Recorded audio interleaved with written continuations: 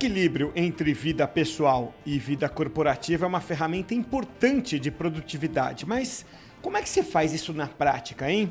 Meu nome é Cássio Politi e é disso que a gente vai falar hoje aqui no podcast Robert Half Talks. No Robert Half Talks, você está convidado a participar de discussões relevantes para se preparar para o futuro do trabalho e se adaptar a um mundo em transformação. Um podcast da Robert Half, a maior especialista de soluções em talentos.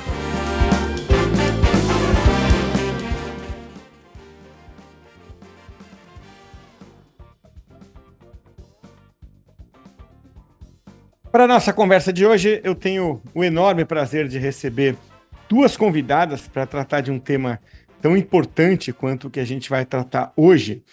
Começar aqui pela Inês Hungerbula, que é líder do time clínico do Wells, que é uma solução de saúde mental da WellHub. Se não sabe o que eu estou falando de WellHub, acho que a maioria já sabe do que eu estou falando, mas muita gente vai reconhecer, pelo menos pelo antigo nome, de Gympass, que hoje é o WellHub, uma das maiores plataformas de bem-estar corporativo, ou seja, bem-estar para os colaboradores.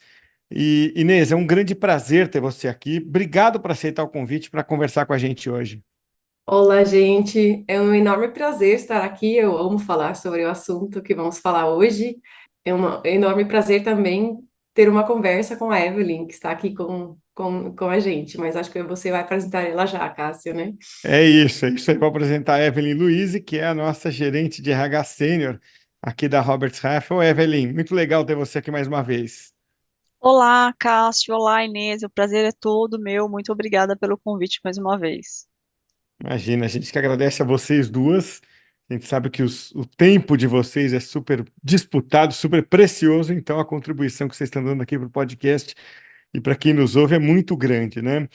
E aí eu queria tocar num tema que vocês duas conhecem muito bem, que não é uma questão só de sobreviver bem em um ambiente corporativo. Isso a gente quase que é obrigado a fazer, né? É claro que algumas empresas com um ambiente um pouco mais favorável, outras nem tanto, mas sobreviver não é uma opção para a gente tem que sobreviver. Agora, é mais do que isso, é como viver bem, né? Ou seja, lidar bem com tudo aquilo que nos cerca, pressão por resultado, alta demanda, às vezes estresse, que é inerente à vida profissional. Como é que a gente lida, então, assim, como é que a gente vive bem e não apenas sobrevive no ambiente corporativo, hein? Você falou tempo corrido, né? Nossas agendas cheias, mas eu ia trazer aqui como primeiro ponto exatamente isso, de priorizar, né? O que te importa. Eu estou muito feliz com esse convite aqui para falar sobre um assunto muito importante. Então, consegui me organizar e priorizar minha agenda para fazer acontecer, né? E você também falou de dar conta, né? A gente dá conta sim, mas aí muitas vezes a gente esquece de como estamos, né? Nessa correria toda. E eu acho que uma das principais dicas que eu dou para gente como nós, né? Num ambiente de alto desempenho, com um prato muito cheio, vida particular também, né? Além do profissional, é priorizar as tarefas. E para isso a gente precisa, né, ter uma certa clareza também sobre o que me importa, quais são os meus valores, em que eu quero investir. E no trabalho tem várias técnicas, né? Evelyn talvez pode completar depois também, como eu pessoalmente gosto muito da matriz de Eisenhower, que prioriza, né, as atividades por urgência e importância. E a gente sabe, né, muitas vezes tudo parece urgente, porque todas as demandas e pedidos parecem ser urgentes, têm que ser resolvidos até amanhã, mas quando a gente olha com mais calma, mais carinho para nossas agendas, às vezes a gente consegue redefinir um pouco essa prioridade de cada coisa no nosso prato. E outro ponto, antes de querer ouvir um pouco mais da Evelyn sobre essa organização pessoal, né, do dia a dia, da correria, para mim é definir limites também. É muito importante. Limites não só meus, né, emocionais, físicos, de entender, puxa, agora eu não vou render mais, agora eu preciso de uma pausa, agora eu vou fechar o computador, amanhã eu vou resolver isso de uma melhor forma, mas também limites com respeito aos meus horários de trabalho. Eu tenho uma vontade enorme, quero abraçar o mundo, quero fazer tudo, mas minha energia, né, minha saúde tem limites. Então, acho que isso é outro ponto que eu sempre destaco, além de todas as dicas que a gente depois, acredito, vamos abordar mais sobre o autocuidado. Olha, concordo com todas as observações da Inês. Eu não tiraria nem acrescentaria nenhum ponto. Acho que a gestão do tempo é um fator muito importante, não só para quem está no mundo corporativo, mas eu adiciono a vida pessoal também, e prioridade. E quando a gente fala em prioridade, não só das nossas atividades, mas o quanto cada pessoa se coloca como prioridade na sua própria agenda. Porque quando a gente fala de saúde e bem-estar, a gente está falando do indivíduo se colocar em primeiro lugar. Então, ninguém doente tem condições de ter a mesma performance do que alguém saudável. Quando uma pessoa está doente, a prioridade dela é se cuidar.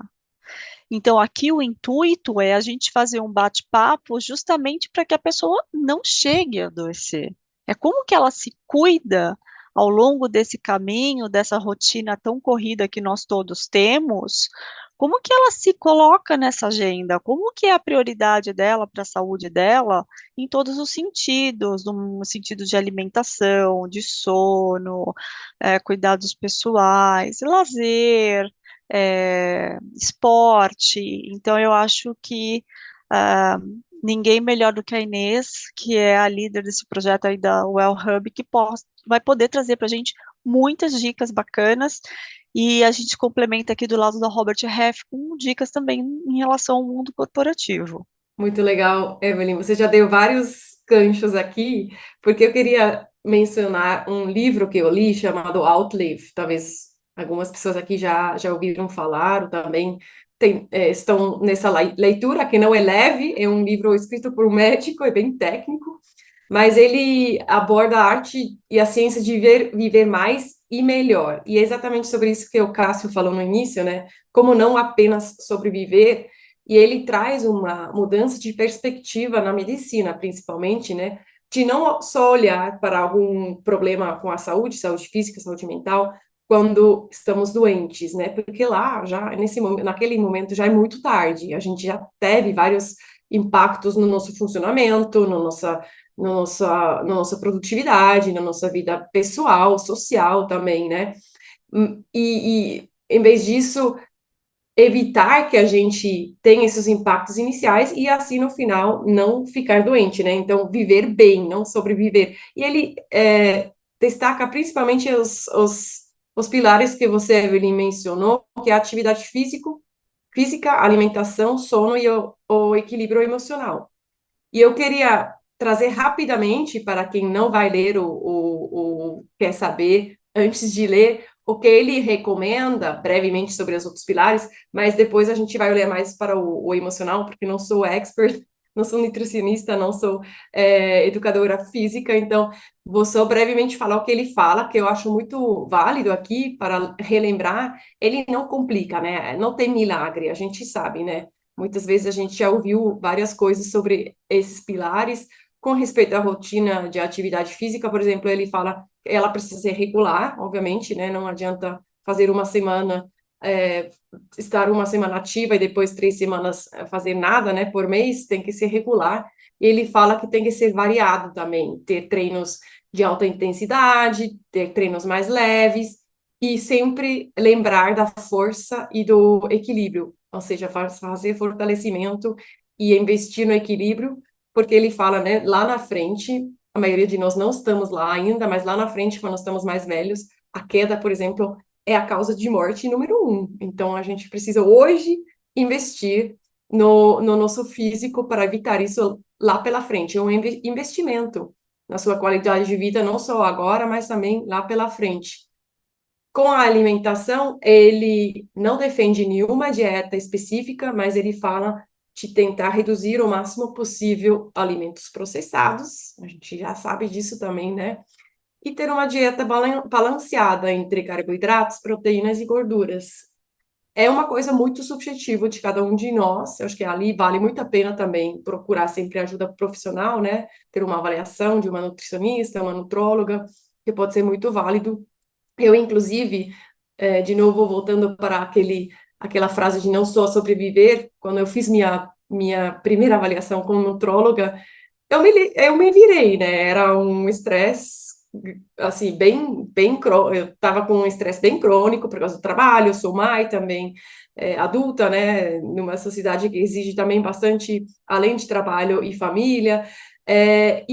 Mas eu achava que eu estava bem, e ela me falou exatamente isso, vamos aumentar suas vitaminas, seus suplementos, seus valores ali nos exames de sangue, porque você pode estar melhor, você não precisa só sobreviver, você pode se sentir com energia, com disposição, com vontade, né?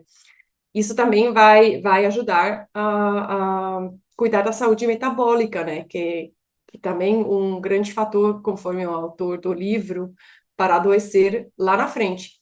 E no sono, ele também fala das 7 a 9 horas por noite. Aqui, de novo, não tem milagre, né? Muitas vezes a gente corta no sono quando tem muita coisa no nosso prato, mas acho que o sono é um dos pilares fundamentais também para a saúde emocional e mental. Quando a gente não dorme por um prazo é, maior, prolongado, a gente vai sofrer de várias limitações cognitivas, de menos controle emocional, por exemplo. E ele menciona depois no final algumas técnicas também que eu queria trazer aqui também para equilibrar nosso emocional. Então, vou aprofundar um pouco mais esse último pilar aqui, como a gente cuida do nosso emocional, porque eu vejo lá a maior falta de conhecimento. A gente aprende muito, né, sobre o que comer, o que não é bom, o que é bom. A gente vai no supermercado sabendo exatamente o que é saudável, não de tudo, mas da maioria dos alimentos a gente sabe se é saudável ou não. A gente sabe ler rótulos, por exemplo. A gente conhece, né, a higiene de sono, sabemos que não deveríamos ficar no celular até tarde, etc. Não beber café, né, depois de umas 3, 4 horas da tarde. Mas a gente sabe muito pouco, né, no dia a dia, como cuidar do meu emocional. O meu negligenciado até, no meu ponto de vista. Então, eu queria aprofundar um pouco esse tal autocuidado, né, autocuidado emocional, e desmistificar ele, dividindo ele talvez em três maiores áreas aí, que é a gestão de estresse e a gestão de emoções. Acho que é um ponto muito importante no nosso dia a dia corrido, com muitas interações também com outras pessoas, o desenvolvimento de resiliência e a promoção de uma mentalidade saudável, né? Coisa muito importante, acho que a gente pode aprofundar aqui também, olhando um pouco mais para a liderança, né? Para o ambiente de trabalho também, quais são as mentalidades, ambientes de trabalho saudáveis. Posso aproveitar, então, a brecha aqui e não quero te desviar aí da linha de raciocínio, estou adorando. Aliás, deixei o link para o livro aqui, tá? Na descrição do podcast, quem está ouvindo a gente, Outlive, A Arte e a Ciência de Viver Mais e Melhor. Deixei o link para quem quiser conhecer e comprar o livro. Não estamos ganhando nada, né? Bom dizer isso. Não tô paga. Não é, pelo contrário, né? Você pagou para comprar o Infelizmente. livro, é isso aí. Aceitaria, mas não É. aconteceu. Mas assim, como é que a gente, você falou, bom, esses três pilares, né? Gestão do estresse, desenvolvimento de resiliência, promoção de mentalidade saudável, tudo. Agora, assim, tem um fator aí que eu fico pensando que é o inimigo desses pilares, desses três pilares e de tudo que vocês falaram até aqui, que é aquele sentimento de culpa. Você, por exemplo, faz um dia trabalhando de casa, né? Já aconteceu comigo isso, acho que com todo mundo já aconteceu. Aí chegou um dia, você falou, cara, 5 da tarde eu já não tô rendendo. Pô, deixa para amanhã, que eu vou estar com a cabeça boa. Eu vou simplesmente sentar aqui e assistir televisão. Eu já fiz isso, né? Acabou meu dia hoje, porque não vai sair mais nada daqui. Mas você se sente culpado de fazer isso. Você fala assim, putz, só estou fazendo isso aqui porque não tem ninguém me vendo, entendeu? não é um inimigo ruim esse? Não é um inimigo até desnecessário esse sentimento de culpa? Nossa, Cássia, acho que ninguém é livre dessa culpa. Até eu, totalmente ciente de todos os benefícios, etc. Eu também. Eu acho que essa cultura está muito dentro de nós, né? Eu vou trazer aqui um exemplo pessoal que talvez ajuda para a gente reconceituar um pouco essa mentalidade, né?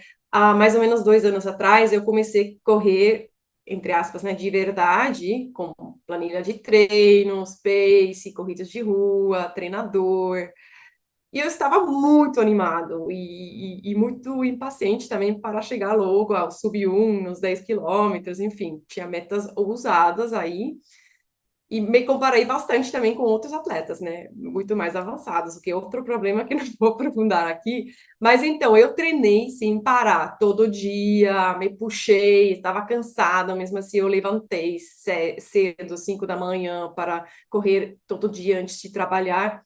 E depois de umas semanas eu fiquei como? Exausta, com dores musculares constantes e progredindo cada vez menos. Cada vez meu progresso de um treino para outro diminuía e eu fiquei frustrada, né? Fiquei me puxando mais, pior, a coisa virou. E daí o meu treinador falou algo que eu levei para a vida. Desde então, ele me diz, Inês, descansar também é treinar. E aí ele explicou um pouco, né? Um atleta de alto desempenho leva a recuperação, eu não era um atleta de alto desempenho, mas ele fez esse exemplo, né? Leva a recuperação muito, muito sério, tão sério quanto os elementos de treino, né? E nunca negligenciaria esse intervalo de descanso, porque isso seria o fim da carreira dele. Se ele não descansa, né? Dorme o suficiente, não respeita esses intervalos entre os esforços físicos, ele não vai render, não vai avançar na carreira dele. Então eu falei, puxa, descansar também é treinar. Então descansar também é trabalhar. Descansar também é ser produtivo. E eu mesmo, né, demorei um pouco para completar essa mudança de mentalidade. Até hoje eu me sinto culpada quando eu falo depois do almoço, trabalhando de casa. Nossa, era uma manhã muito cheia, exigente. Vou deitar aqui uns 20 minutos para render mais, né? À tarde. É comprovado isso, que dormir depois, uma soneca depois do almoço, vai te colocar em outro nível de capacidade cognitiva. Mas acho que reconceituando esse papel vai nos permitir de olhar para esse descanso não como uma interrupção da produtividade, ou tipo, fechar o seu computador à noite e falar, hoje eu não rendo mais, amanhã vou render melhor. É um investimento essencial para manter esse seu desempenho e profissionalismo no dia seguinte. E aí, falando disso, pensando sobre isso, eu lembrei de um livro que li também um tempo atrás, que chama, vou te colocar o link também não sou paga, mas chama Deep Work. É um livro que fala sobre como trabalhar focado no mundo distraído, né, que a gente está dentro de um mundo muito, muito distraído, né, celular, redes sociais, muitas abas, ou as plataformas de comunicação internas, e lá no livro, o autor deixou muito claro para mim que nosso tempo de foco, de concentração, de produção cognitiva é limitado que temos por dia, né? Não temos endless, né? Ilimitado, capacidade ilimitado ali na nossa cabeça. E não adianta se você se esforça mais além disso, você não vai ser muito produtivo, pois simplesmente não existem os recursos necessários para isso, por exemplo. E é claro também que podemos aumentar, né? Quem trabalha intensamente pode aumentar esse prazo um pouco. O autor descreve como fazer isso, né? Para treinar esse foco, treinar essa concentração. Mas mesmo assim, esse tempo por dia nunca vai passar de 6 horas. Olha só, 6 horas. Não digo que você não é produtiva fora dessas 6 horas, mas realmente focado e concentrado, você é durante 6 horas. E se você não descansa depois de um dia exigente o suficiente, no dia seguinte esse tempo vai ser menor. E assim por diante. Então, você está não desligando do trabalho à noite, reduzindo a sua capacidade de focar, de se concentrar, de produzir no dia seguinte. Isso me ajudou muito a tirar um pouco essa culpa, sabe? Tipo, estou fazendo isso para o meu trabalho mesmo. Obviamente para mim mesmo também, mas também para o meu trabalho. Não é algo egoísta, não estou pensando só em mim, estou pensando nas minhas responsabilidades, né? De líder, de profissional. E outra coisa, acho que precisamos refletir aqui é aquela cultura que glorifica muito essa ocupação constante, sabe? Sempre ser busy. A gente confunda isso muitas vezes com ser produtivo ou ser importante. E a gente sabe que isso, ao longo prazo, pelo menos, né, não é sustentável.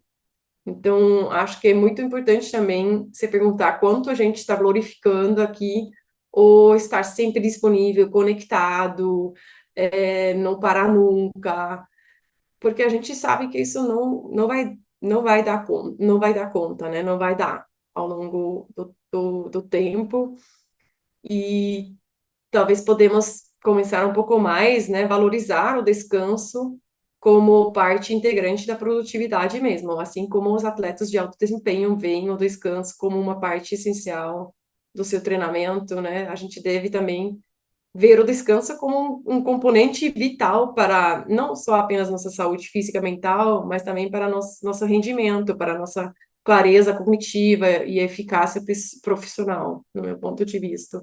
Mas é uma jornada, não é algo que se deixa ali do lado. Eu acho que nossa cultura ainda tem muito esse foco no estar busy, né? Mas acho que a gente consegue talvez mudar para um estar produtivo, de verdade.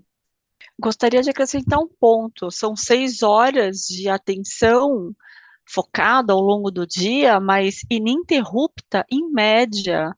Uma pessoa consegue ficar 45 minutos. Uma pessoa muito focada, que consegue usar É. algumas técnicas. Tem, por exemplo, a técnica Pomodoro, que você coloca lá o relógio. Tem algumas dicas de quem faz, por exemplo, treinamento de gestão do tempo para colocar o celular no mudo, virar a tela do celular para baixo. Enfim, coisas que te distraem, tirar da sua frente, da sua atenção. As pessoas podem chegar a 1h20, 1h25, a atenção focada e ininterrupta. Mas depois disso, deixa de ser produtivo a concentração, a absorção de informações que a pessoa tem, então já não é mais produtivo. Eu vou dar um exemplo, agora levando para o mundo corporativo. Quando a gente dá um treinamento, ou a pessoa vai fazer uma aula, um curso, acima de 1h30, a pessoa já não está mais absorvendo a informação, ela já começa a perder muito do que ela está vendo e do que ela está aprendendo.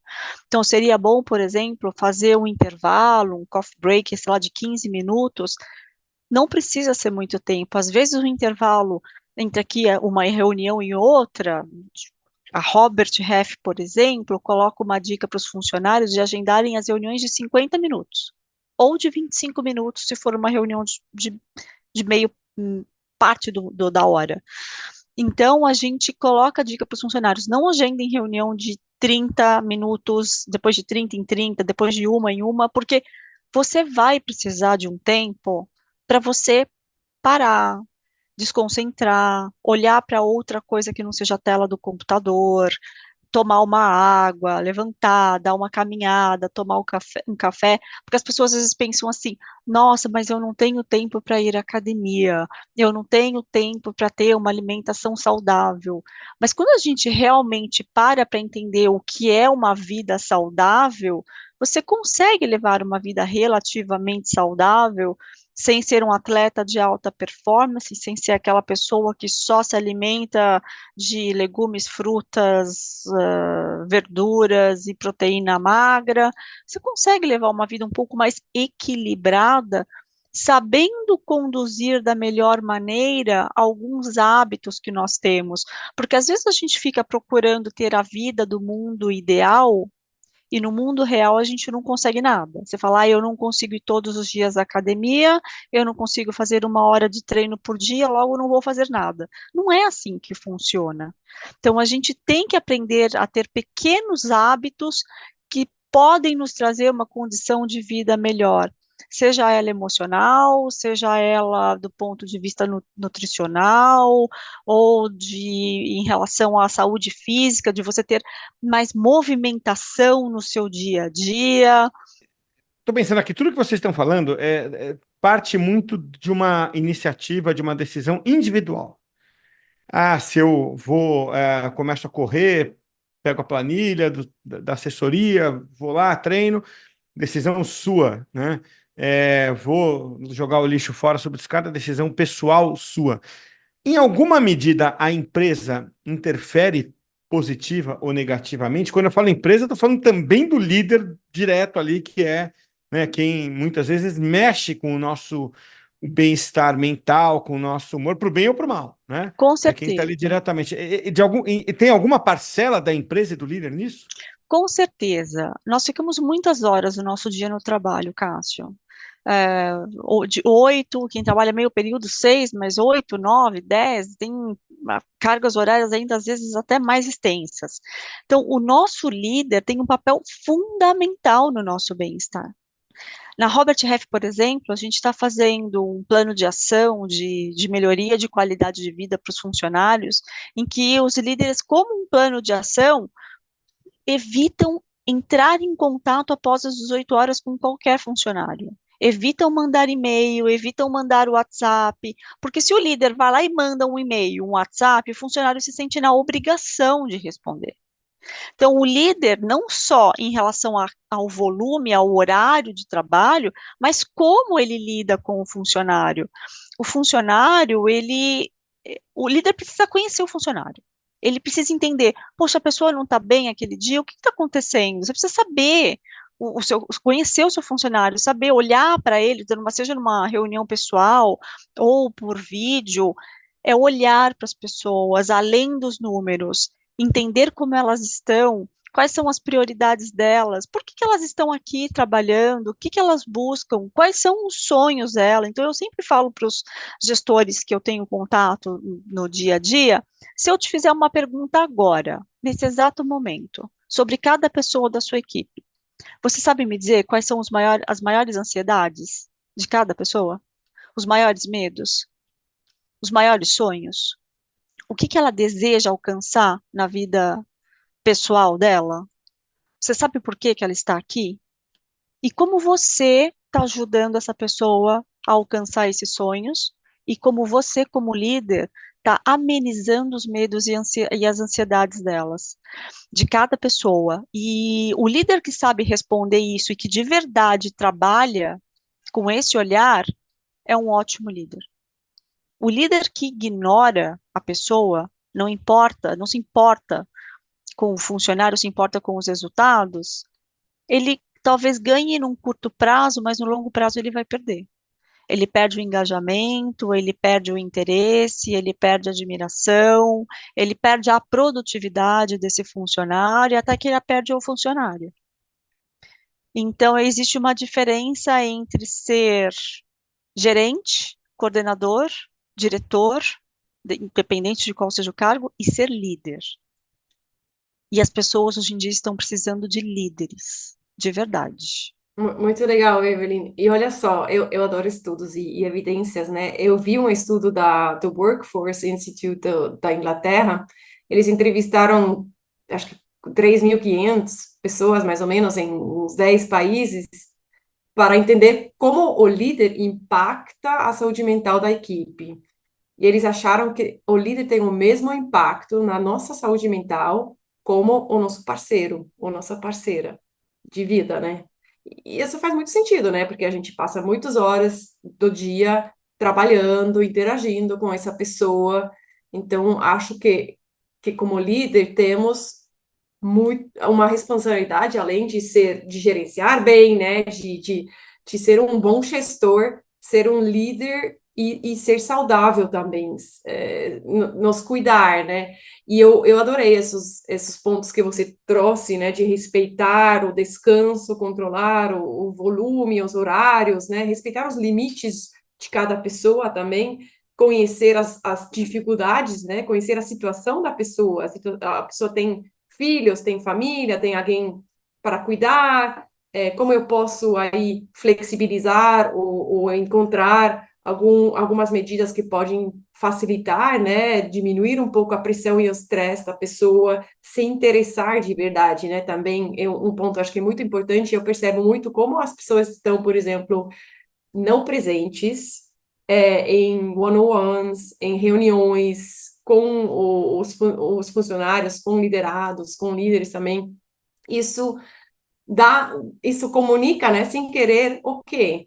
Eu não estou aqui, eu não estou interessado, eu não estou te ouvindo, eu não estou te valorizando, mesmo que isso não seja assim tão radical, tão a realidade, mas com o seu comportamento você traz essa mensagem, né, para o que está do outro lado. E aí eu recomendo, por exemplo, muito para o líder poder entender melhor, estar presente, ouvir, escutar os liderados, praticar a tal de mindfulness, né, atenção plena, que é uma técnica psicológica até para reduzir sintomas de ansiedade, reduzir sintomas de depressão, reduzir o estresse, mas que ajuda muito também para você ser um líder mais presente, acolhedor e eficiente no final, né? Ter um time mais saudável. E eu gosto muito da prática porque ela pode ser aplicada em qualquer momento, né? Não é, de novo, uma meia hora que você precisa encaixar na sua agenda.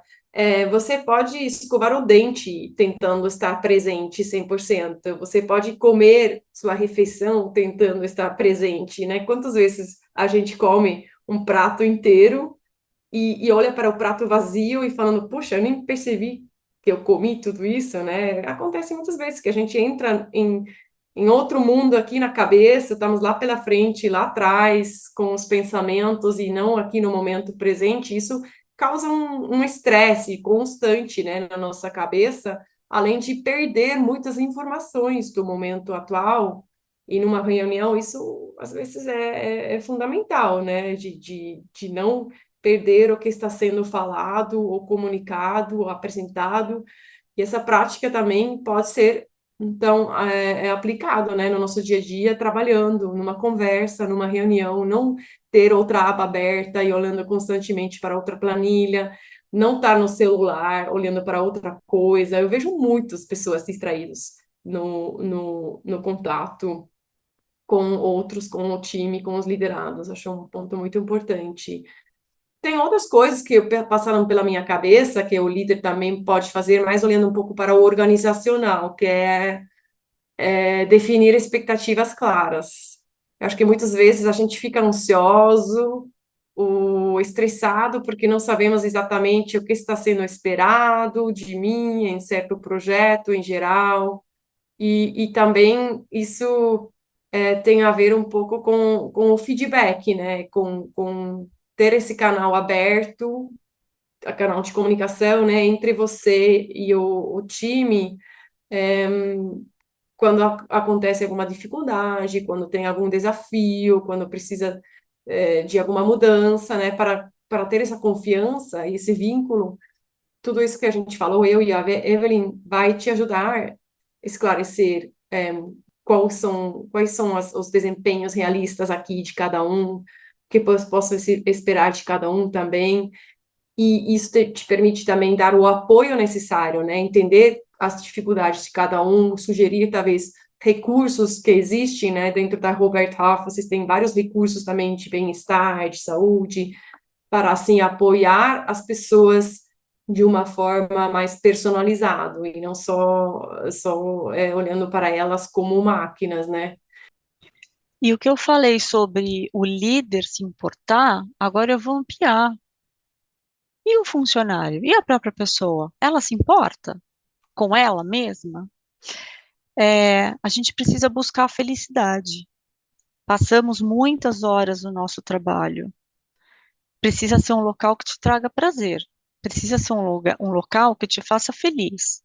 Você precisa estar ao redor de pessoas que você admire, que você goste de se relacionar com elas, de um líder que você admire. E eu acho que conversar é sempre o início de qualquer situação. Quando tem alguma situação que não está caminhando bem, tem que conversar, tem que tentar explorar a situação, ampliar as possibilidades para uma solução. E se não funcionar, gente, o mercado é enorme. Robert Half está aí, vamos mudar para algum lugar que a gente seja feliz. Porque não dá para trabalhar num lugar que a gente não é feliz, assim como não dá para estar num casamento, num relacionamento qualquer que seja que a gente não está feliz. Temos que resolver os pontos que não fazem a gente feliz e buscar os que fazem. A gente merece uma vida plena e feliz, seja no trabalho, seja na vida pessoal, seja a gente com a nossa saúde, com a nossa alimentação. Não tem chances de dar certo quando a gente está fazendo tudo errado. Muito bom ouvir vocês, coisas tão práticas e que acho que afetam ou alcançam todo mundo, né, que está ouvindo a gente aqui, 100%. Então, ou se não for 100%, é muito perto disso. Porque todo mundo passa por esses momentos, né? Então, quero agradecer muito a vocês. Inês, vou me despedir primeiro de você. Muito obrigado por doar um pouco do seu tempo para trazer essas contribuições hoje aqui para a gente. Foi um prazer, eu poderia falar mais uma hora aqui. Eu acho que a Evelyn também conseguiria continuar esse papo. Grande prazer estar aqui. Muito obrigada pelo convite. Imagina, a gente que agradece. Para mim também. Obrigada pela oportunidade, um prazer falar sobre isso. Obrigada, Cássio. Obrigada, Inês.